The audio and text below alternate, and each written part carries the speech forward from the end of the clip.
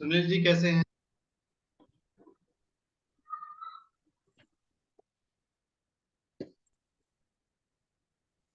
मोनिका जी आपको समझ में आ रहा है केंद्र में हो? जी सर आया। आ गया। हम्म। सर भंग होने का आपने बताया था, अगर चंद्रमा केंद्र में हो और चंद्रमा पर किसी और ग्रह की दृष्टि पड़ जाए, और एक और था ना। हाँ जी, हाँ जी। एक चंद्रमा केंद्र में मतलब 1 4 7 10 में किसी भाव में आ गया तो हाँ केंद्र। जी। जी। और किसी और ग्रह, शुभ ग्रह की दृष्टि पड़ जाए, तो किसी भी ग्रह की या सिर्फ शुभ ग्रह की? शुभ शुभ ग्रह आपको दिखना है। मतलब जुपिटर की, बुध की, हाँ जी, हाँ जी। जो आपने लिखवाए थे, मतलब शुभ। हम्म।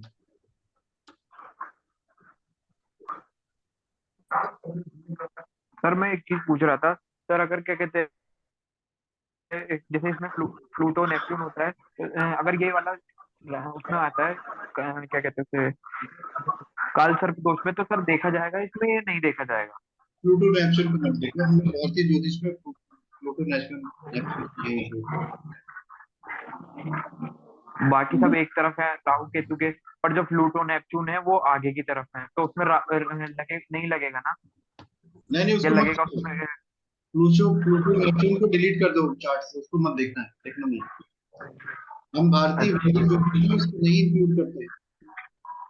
इसका प्रभाव नगर एक ठीक है। गुरुजी, एक चीज बता रही थी मैं आपसे।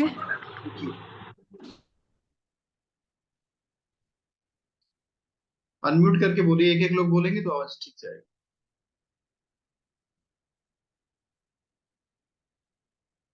आपकी आवाज नहीं आ रही, अनम्यूट करिए। हेलो। हाँ बोलिए। सर आ रही है?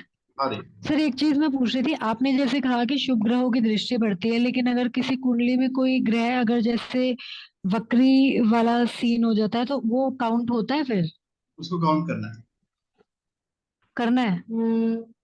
हाँ, ये कुंडली है, देखिए इसको, इसको बड़े ध्यान से देखिएगा। इस जी। कुंडली में यहाँ देखिए, चंद्रमा ये है, मंगल एक पीछे आ गया, जुपिटर आगे आ गया। इसमें कौन सा योग बना? ध्रुधरा योग। जी। ये जो एक डॉक्टर की कुंडली है,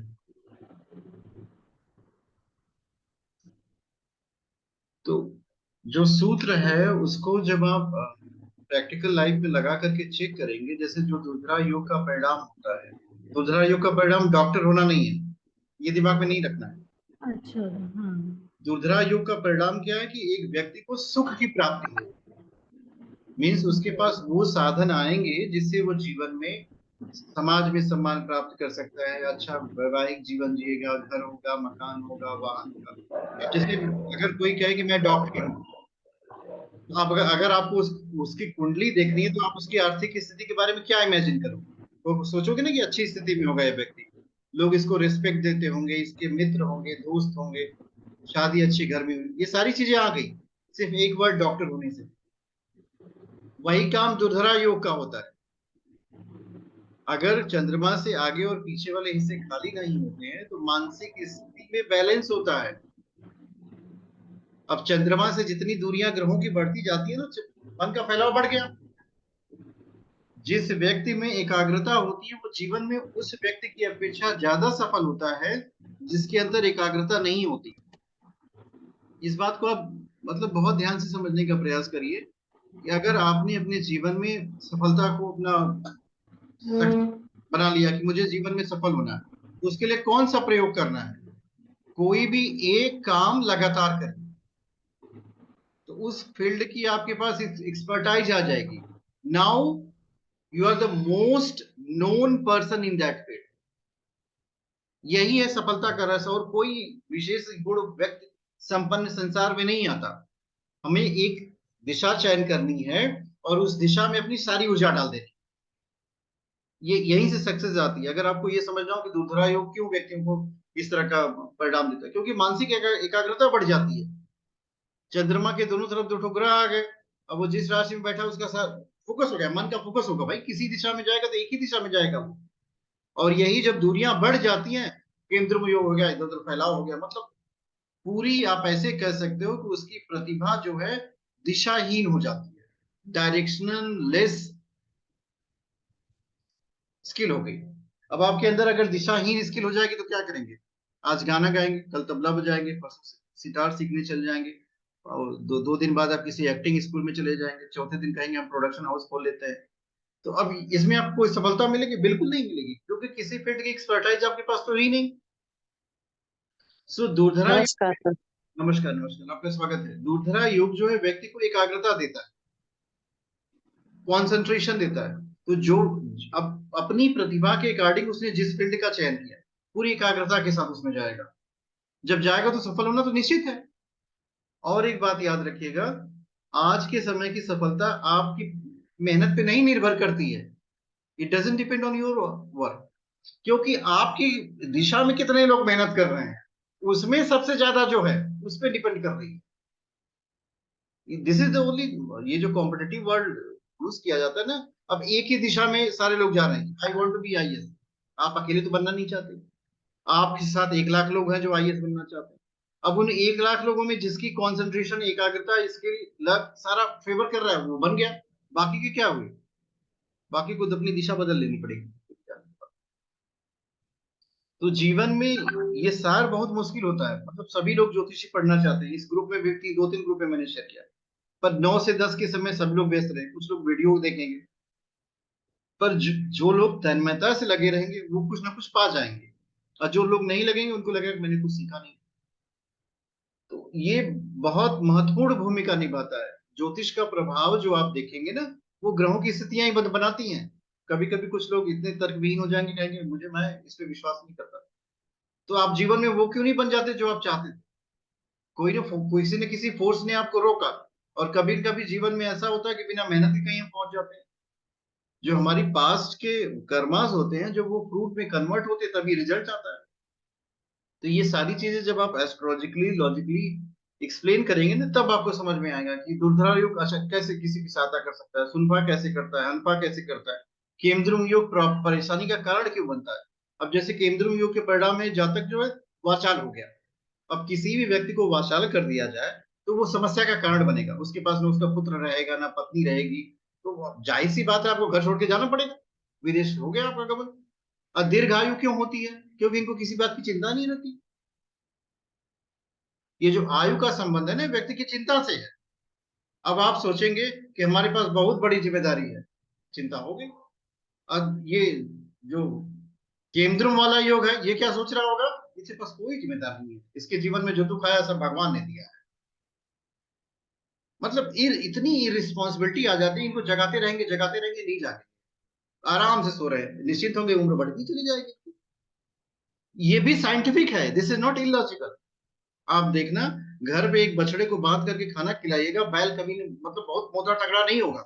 और जो सड़क पे घूमने वाला सांड होता है, कभी देखिए उसको, वेल बिल्ट बॉडी है, उसको कौन खिलाता है? कोई नहीं खिलाता। मैंने तो कभी नहीं देखा, मतलब दे मतलब बहुत ज्यादा फूड वो खाते हो, खूब आराम से चल रहे हैं, उनकी मसल्स भी बिल्ट है। और उसी बछड़े को घर पे बांध के खिलाइए तो कितना भी खाना खिलाएंगे ना, एकदम नहीं, क्योंकि वो बंधन में है। तो ये केमद्रुम योग के जातक जो है मुक्त वाले होते हैं, एकदम मुक्त, निश्चित, निर्भीक, क्योंकि जीवन में प्राप्ति होती नहीं है। चिंता किस बात की करेंगे भाई? जब आपकी लाइफ में कुछ होगा तब तो चिंता करेंगे, उनके पास कुछ है नहीं सिर्फ दुख को छोड़ करके। तो ये सारी चीजें साइंटिफिकली है। जब भी अपने जातों को एक्सप्लेन करिएगा ना, तो अच्छे से एक्सप्लेन करिएगा, ताकि उसको भी समझ में आए कि हाँ इसका प्रभाव आ रहा है। एक समस्या इसमें आती है कि उपाय क्या करें। नीरज जी ने पूछा कौन सा उपाय कराएं। ऐसे जातकों को आप महामृत्युंजय मंत्र का जप कराइए, गायत्री मंत्र का जप कराइए, वो भी 1-1 घंटा। 1 माला 2 माला 3 माला से इनका कुछ होने वाला नहीं। अब आपको बढ़ानी है इनकी एकाग्रता, 1 घंटे काउंसलिंग करेंगे तो भी एकाग्र नहीं होंगे। हफ्ते में 1 दिन मौन व्रत धारण करवाइए, कि आप 1 दिन ना हफ्ते में मौन रखना। मौन जो है आत्मा का संगीत होता है, अपने अंदर की आवाज वो सुनना शुरू करेगा। वाइफ लड़ रही है, मुझे नहीं बोलना है, तो अगर वो 1 2 3 दिन 4 दिन ऐसे रुकेगा ना, तो मुझे नहीं बोलना, तो वो एकदम शांत हुआ। जैसे शांत होगा तो वाइफ तो अपने आप कंट्रोल में आ जाएगी। कोई व्यक्ति पागल तो है नहीं कि आपको बिना मतलब का गाली देना शुरू करेगा। ये 2 3 3 उपाय बहुत अच्छे काम करते हैं। और चौथा है कि उसको दान की प्रवृत्ति उसके जीवन में ले आइए। उसको धन दान करने को प्रोत्साहित करिए कि आप 1 रुपया, 10 रुपया, 5 रुपया डेली दान किया करो। अगर रोज मंदिर नहीं जा सकते, एक बॉक्स बना के डालो और महीने के अंत में नजदीक के मंदिर में दे दो। ये जो 3 प्रवृत्तियां होती हैं, यही उस व्यक्ति के जीवन को सुखमय बना देंगे। एक तो मंत्र का जप कम से कम 1 घंटा उसे कराइए। 1 माला 2 माला में मत जोड़िए, नहीं तो क्या कि हम रोज गायत्री मंत्र का जप करते हैं। पूछिए कितनी बार करते हैं? 3 बार करते हैं। 3 बार में कुछ नहीं होने वाला, क्योंकि दिन भर झगड़ा आप करते हैं और 3 बार गायत्री मंत्र का जप करो, झगड़ा तो ज्यादा हो गया आपका। तो उसे कम से कम 1 घंटा जप कराइए। और दूसरी बात, दान के विषय में बोलिए कि रोज 5 रुपए 10 रुपए एक बॉक्स में निकाल के डालो, उस महीने में एक दिन दान कर दिया करो। तो ये दोनों चीजें उसके जीवन को सकारात्मक रूप से प्रभावित करेंगी। ऐसा हो ही नहीं सकता उसके जीवन में प्रकाश नहीं आओ। और दानम दुर्गति नाशनम, दान जो है मनुष्य की दुर्गति का नाश करता है। आपके जीवन में कितनी भी कठिनाइयां हो, दान करना शुरू कर दीजिए। देखिए आपकी आधी से ज्यादा कठिनाइयां खत्म हो जाएंगी। और लक्ष्मी जी हो ना, वो चंचला होती है, फ्लो फ्री होती है, ऊपर से आएंगी फिर नीचे से जाएंगी, डायरेक्शन होता है उनके जीवन में। तो ये हर व्यक्ति के जीवन में प्रभावशाली होता है। एक अंश ही दान करिए, अच्छे विचारों का दान करिए। जीवन में सर्वश्रेष्ठ दान ज्ञान का होता है, बिकॉज नॉलेज इज इंडेस्ट्रक्टेबल। ज्ञान का दान करिए। अगर आपके पास पैसे नहीं हो तो ज्ञान, इससे देने की परंपरा अपने अंदर ले आइए। जिस समय आप देते हैं ना, उस समय आप देवता बन जाते हैं। तो आपके अंदर की जो देवताओं की जो शक्ति होती है वो जागृत हो जाती है। जब आपके अंदर देवत्व की जागृत हो जाएगी तो आप देवता हो जाएंगे। देवता रहते कहाँ है? स्वर्ग में रहते हैं। देवता जमीन पे नहीं रहते, यही तो बताया गया है आपको। तो आपके जीवन में कैसे स्वर्ग आएगा? आप पाएंगे कि आप जहां खड़े होंगे वहीं से स्वर्ग शुरू हो जाएगा। स्वर्ग जो है मृत्यु के बाद प्राप्त नहीं होता। स्वर्ग जो है जीते जी प्राप्त किया जा सकता है। अगर आप देवत्व को धारण करेंगे तो इसी धरती पर रहते हुए आपको स्वर्गीय अनुभूति होगी। और आपको आपके संपर्क में जो भी आएगा उसको भी स्वर्ग की अनुभूति होगी। वो कहेगा बहुत अच्छे इंसान है, बड़ी शांति मिली, बहुत आनंद आया। तो ऐसा कैसे हो सकता है? ऐसा ऐसे हो सकता है कि जब आप जीते जागते देवता का सानिध्य कर लें, जो प्राणवान है, ऊर्जावान है। तो ये 3-4 फार्मूले उनको भी बता दीजिए। बस इतना ही करना है, इसके सिवा कुछ भी नहीं करना है। मुझे उम्मीद है आज की कक्षा आप सभी को पसंद आई होगी। किसी के व्यक्ति के पास 1 मिनट का कोई प्रश्न हो तो पूछ ले।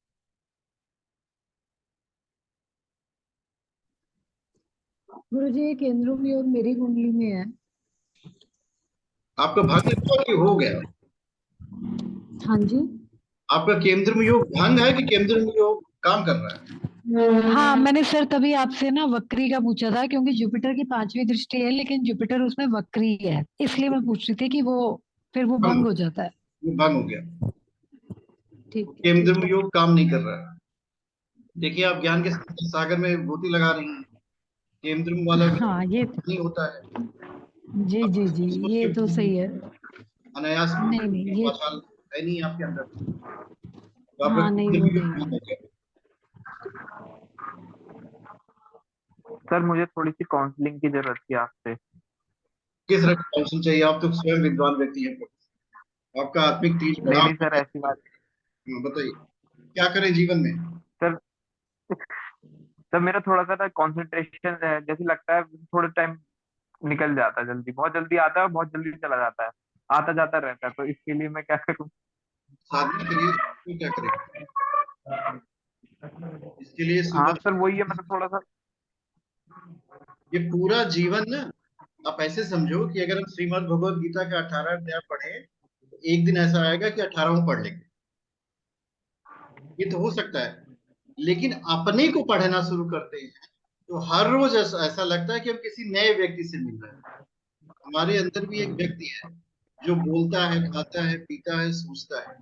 उस व्यक्ति से मिलना शुरू करिए। जैसे स्वयं से स्वयं का मिलाना, यही यही साधना होती है। जो आध्यात्मिक पथ है उसमें व्यक्ति सोचता है कि ना कि हम एक यात्रा पे चल रहे हैं, ईश्वर को प्राप्त करेंगे। हम एक यात्रा पे चल रहे जी। हैं, हम स्वयं को ही प्राप्त करेंगे। जब स्वयं को विलीन कर लेते हैं वही ईश्वर की प्राप्ति होती है। खुद को ढूंढो, खुद को ढूंढो। और अपने अंदर की जी शॉर्ट, सर। जैसे चुप होना।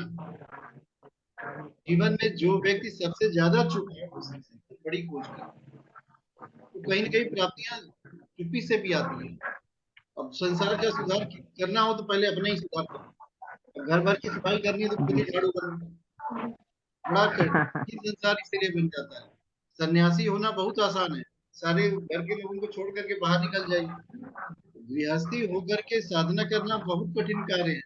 आपको दूसरों को पढ़ाना नहीं है, इतना स्ट्रिक्ट रूल है, आपको खुद ही बैठ के पढ़ना है। दूसरों को सिर्फ प्रभावित करना है अपने व्यक्तित्व से। उसके बदले में आपको भोजन मिलेगा, पानी मिलेगी, रहने का घर मिलेगा, और भी सुविधाएं मिलती हैं। लेकिन जो तपस्या होती है ना, वो कठिन हो जाती है। ये जीवन जितना जिएंगे उतना ही आपको लगेगा कि बहुत, मतलब माइन्यूटली आपको हर चीज को पकड़ना पड़ता है। एक छोटी सी चीज को पकड़ने के बाद दूसरी चीज छूट जाती है, फिर उसको पकड़ो, फिर उसको छोड़ो। तो ऐसे ही चलते रहिए, घबराइए बिल्कुल मत, एक दिन मंजिल मिल जाएगी। उनसे बेहतर हैं जो घर से निकलेंगे। आपने दिशा चुन ली है, धीरे धीरे धीरे धीरे आपको ऐसा लगेगा कि एक दिव्य चेतना आपको अनुप्राणित करती हुई चली जाएगी। जैसे पेट्रोल पंप पे लोग अपनी कार ले आकर पेट्रोल भरवाते हैं ना, ठीक आपके अंदर की ऊर्जा का स्रोत परमात्मा खुद बन जाएगा। वो अपनी ऊर्जा आपके द्वारा प्रसारित करना शुरू कर देगा। इस संसार में सबसे बड़ी समस्या इस बात की है कि भगवान को जानने का किसी ने प्रयास नहीं किया, और किसी के पास कोई समय ही नहीं है, सब अपने कार्य व्यवहार में व्यस्त हैं। थोड़ा बहुत समय मिलता है तो थोड़ी बहुत जानकारी मिलती है, थोड़ा बहुत अनुभव मिलता है, नहीं तो ईश्वर जैसा अमृत तत्व संसार में कहीं नहीं है जिसका पान करने के बाद कुछ प्राप्त करने की आवश्यकता नहीं होती। तो आप सही दिशा में चल रहे हैं, कम उम्र में चल रहे हैं, शरीर की उम्र ज्यादा है, लंबा चलेंगे।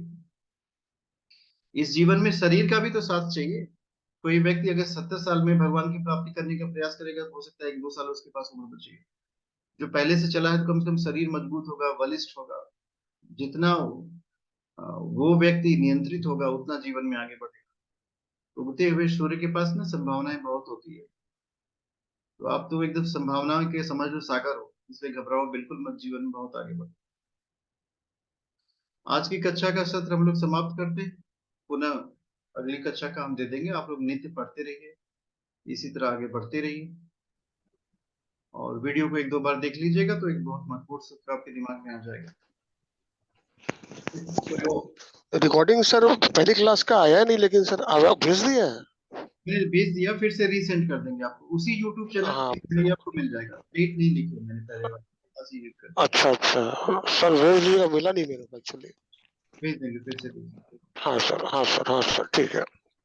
नेत्रों को बंद करिए, दिव्य चेतना से प्रार्थना करेंगे। हे प्रभु, हमारे जीवन में जैसे सूर्य का प्रकाश होता है, हमारे अंतस में हमेशा ही प्रकाश उत्पन्न कर दीजिए। हमारी क्षमताएं कम है, आपकी क्षमताएं अनंत है। हमारे अंदर अनंत ऊर्जा के स्रोत को खोल दीजिए।